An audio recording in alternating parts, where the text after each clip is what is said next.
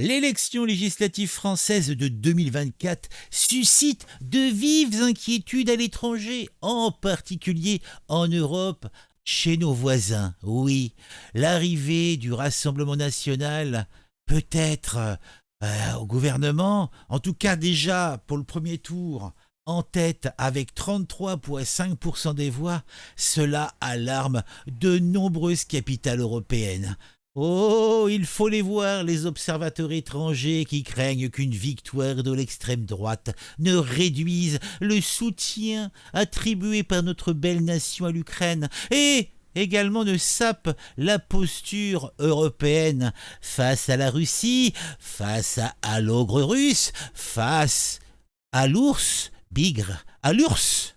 Cette situation risque de mettre à rude épreuve la Cinquième République et sa stabilité, et même de tourpiller l'ordre mondial, oui, pour le moins, et pas moins en tout cas.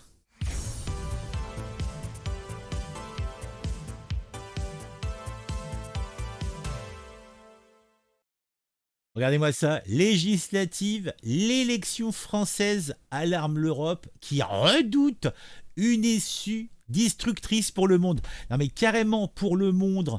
Bon, je veux pas dire, mais courrier international, vous vous laissez peut-être un petit peu aller. Hein. Je dis ça, je dis rien.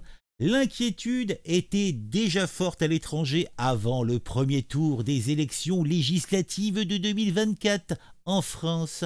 Elle risque de s'accentuer encore alors que le Rassemblement national n'a jamais été si proche du pouvoir. Et ça serait, en tout cas, c'est ce que nous dit quoi international, ce que dirait globalement la presse internationale. J'ai du mal à le croire, non mais sérieusement. L'élection législative française de 2024 suscite de vives inquiétudes à l'étranger, en particulier en Europe. Le premier tour, qui s'est déroulé le 30 juin, a vu le Rassemblement national arriver en tête avec 33,5% des voix selon les estimations de ma belle-mère. Cette situation alarme de nombreuses capitales européennes, car la France est un membre fondateur, un bien gros membre de l'Union européenne et sa seconde économie. Ouais, c'est pas de dire comme l'Europe est mal foutue, hein, puisque c'est la France la deuxième économie. Bon, économie de bout de ficelle, mais économie quand même. Le Rassemblement national, eh bien, ne prône plus en effet la sortie de l'Union européenne, hein, ça se saurait, mais ces propositions sont en rupture avec les politiques de l'Union européenne. Les observateurs étrangers, très observateurs, craignent qu'une victoire de l'extrême droite ne réduise le soutien à l'Ukraine et ne sape la posture européenne face à l'ogre russe, je vous le disais en préambule. Marine Le Pen, toujours pimpante, toujours guilleret, a déjà commencer à remettre en cause l'autorité de Macron en politique étrangère et sur la défense, évoquant un rôle plus honorifique pour le président. Ben oui, faut pas s'illusionner, hein, non mais... Ce scrutin anticipé pourrait avoir un impact retentissant à travers l'Europe et sur les marchés, selon Politico. Eh bien dis donc, l'extrême droite sceptique quant au rôle de la France au sein de l'OTAN et de l'UE n'a jamais été aussi proche du pouvoir et a de bonnes chances de former un gouvernement de cohabitation sous la présidence de Macron. Ah, en tout cas, c'est ce que pense l'Europe. Moi, je dis non. Non, je dis non. Ce n'est pas une bonne situation. On va attendre 2027, c'est plus là, vaut mieux être dans une opposition de bon goût, c'est une belle opposition bloquante là. Il suffit qu'on ait 10-20 gars qui sont pas d'accord et puis on retourne la situation. Ça c'est une position enviable. Et en 2027, hein, ni une ni deux, c'est le hold-up. En tout cas, pour la presse européenne, cette situation risque de mettre à rude épreuve la Cinquième République et sa stabilité, selon The Economist. Ah oui. La Vanguardia en Espagne souligne de son côté l'anxiété et le silence assourdissant de Bruxelles. Mais qu'est-ce que tu veux qu'ils disent à Bruxelles, hein ? Où là-bas, personne ne se fait d'illusions sur les positions de Marine Le Pen. Marine Le Pen, qui applaudit avec enthousiasme, ou en tout cas qui a applaudi dans le passé avec enthousiasme le Brexit il y a 8 ans et a encouragé les Français à suivre le même chemin.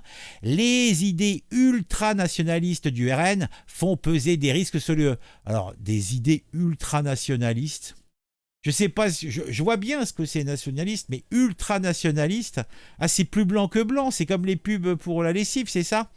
Qui, en particulier, à la demande de réduction de 2 milliards d'euros par an de la contribution annuelle de la France au budget du UE. Bah, c'est un minimum. Moi, je dirais plutôt 200 milliards en moins. Parce que bon, on donne trop à ces gens-là. En fait, on donne ce qu'on reçoit. Si on reçoit 50 milliards, on donne 50 milliards. À la limite, on fait une opération neutre. Mais pourquoi donner plus, hein? Pourquoi, hein? Est-ce que ça nous attribue des pouvoirs en plus en Europe au niveau des politiques? Non. Alors pourquoi on fera un effort, hein? Parce que bon, je dois dire que pour l'instant, l'Europe ne nous a pas donné grand-chose là, hein? Bon, je dis ça, je dis rien. En tout cas, l'idée donc pour la presse, c'est de nous dire que il voudrait donc le RN qu'on baisse la contribution annuelle de la France, en cela inspiré du chèque britannique demandé en son temps par Margaret Thatcher. Eh bien dis donc. De son côté, John Lynchfield, journaliste britannique, affirme même que cette élection pourrait tourpiller l'ordre mondial. T'as tourpillé l'ordre mondial. Non mais ils sont dingos, hein. Selon lui, ce scrutin pourrait être le plus destructeur depuis la guerre, non seulement pour la France, mais aussi pour l'Union européenne, l'Alliance Atlantique et ce qui reste de l'ordre mondial libéral d'après 1945. Ouais. Vu le leadership de la France dans l'UE, son siège au Conseil des Nations Unies et l'étendue de sa puissance militaire, il s'agit tout autant d'une élection mondiale que l'affrontement entre Biden et Trump en novembre. Non mais faut peut-être pas pousser mamie dans les orties. Hein. Il faut raison garder tête froide. Là, je pense qu'ils s'enthousiasment, ils s'enjoignent un petit peu trop. Hein. Non, mais bon, je pense que quoi, international, hein, de toute façon, c'est tous des communistes là-dedans. Moi, je voulais, de toute façon, c'est journaliste. Hein. Pendez, il faut tous les pendre, pendez tous. Non, c'est pas ça, c'est toi la chanson, c'est oui. Tous. Là, c'était quoi, Wolfgang 88 ou je sais plus quoi. Bon, j'ai oublié le titre. Bon, blague à part.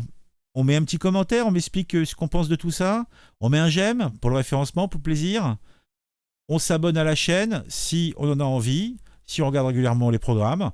On peut peut-être rejoindre la chaîne. Rejoindre la chaîne, ça veut dire vous abonner, donner quelques sous tous les mois. Si vous aimez bien, c'est comme, ça serait votre petit journal, voilà. Et vous ferez œuvre utile, ça me permettra de mettre un petit peu de beurre dans mes épinards ou dans mes pâtes. Parce que bon, moi, la viande, je peux pas me permettre, hein, ça coûte trop cher. Hein. Eh oui, mais non, on peut être de droite et prolétaire, hein, qu'est-ce que tu veux. Hein. Ah, moi, quand j'ai acheté mon vin blanc, hein, mon litre, j'ai plus rien. Hein, c'est, oui, hein, ah, c'est ça les alcooliques, qu'est-ce que tu veux. Hein. Bon, allez, à très vite pour une nouvelle histoire qui m'aura intéressé et qui, j'espère, vous l'intéressera aussi. Voilà, je sais plus parler, moi.